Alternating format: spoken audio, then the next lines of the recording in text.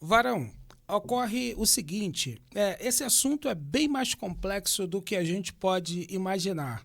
Esse assunto é muito mais complexo do que talvez a gente possa colocar aqui num comentário como esse. Mas a situação é a seguinte, por exemplo, essa situação da irmã que expôs o relacionamento extraconjugal do seu marido num culto, durante um culto na sua igreja.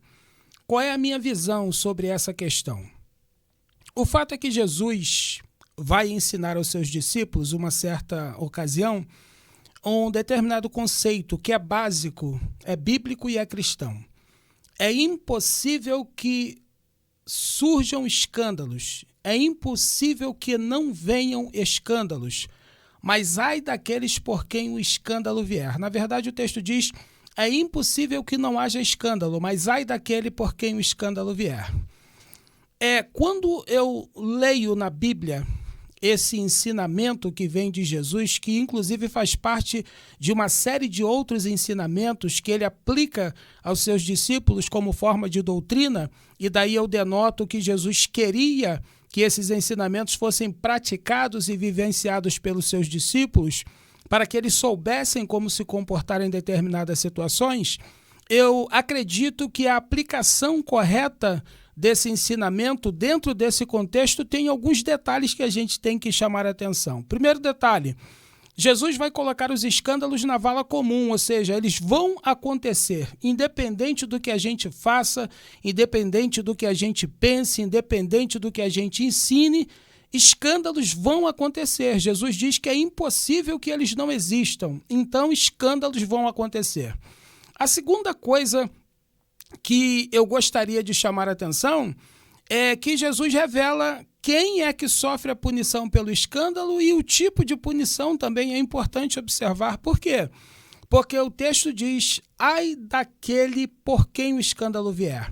Quando eu, Edson, leio na Bíblia ai, a palavra ai, para quem é mais antigo, para quem é estudante da Bíblia, e eu me lembro que nos cultos de doutrina e também nos estudos teológicos sobre a escatologia bíblica, infelizmente hoje muitas igrejas não ensinam mais a escatologia, até como forma didática, de aprendizado aos irmãos, mas eu lembro que no meu tempo, quando se estudava escatologia, a gente tremia na base, porque a escatologia é o estudo das últimas coisas, do que vai acontecer no tempo do fim. Quando você remete ao fim, e você tem no estudo da escatologia algumas questões que são reveladas, você treme na base. Por exemplo, na escatologia tem algo muito marcante que são os ais da Bíblia.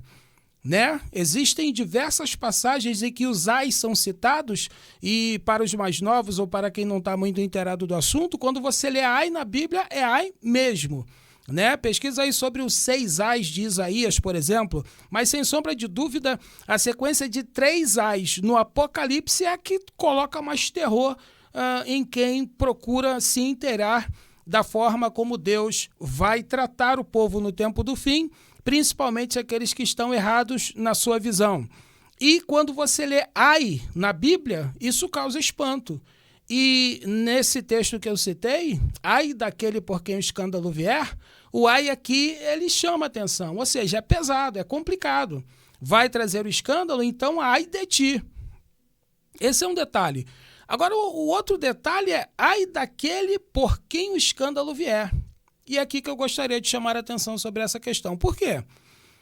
Quem trouxe o escândalo foi quem praticou o adultério?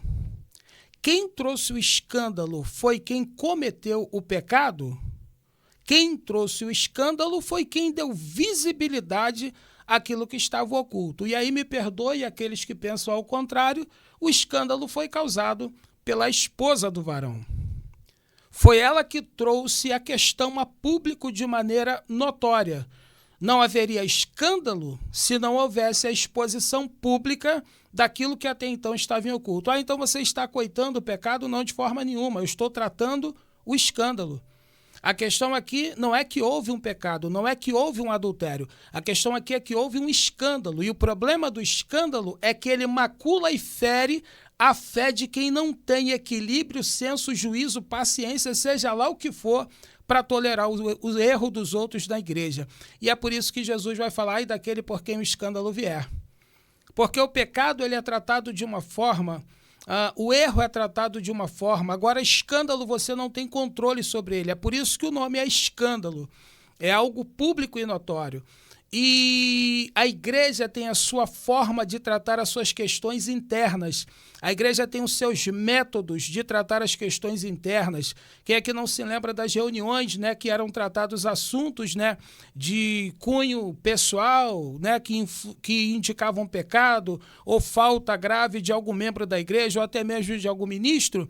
E aquelas reuniões eram quase que secretas, né, feitas pelo ministério, por pessoas de conhecimento bíblico e pessoas de bom senso na igreja, e ali sim eram aplicadas as sanções, dado o vulto que se dava a essas questões, né?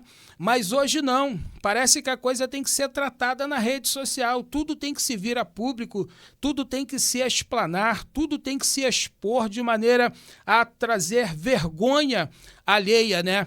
E aí está um problema, cuidado. Sempre que você pensar em escandalizar alguém, sempre que você pensar em trazer a público aquilo que deveria ser tratado no particular, né?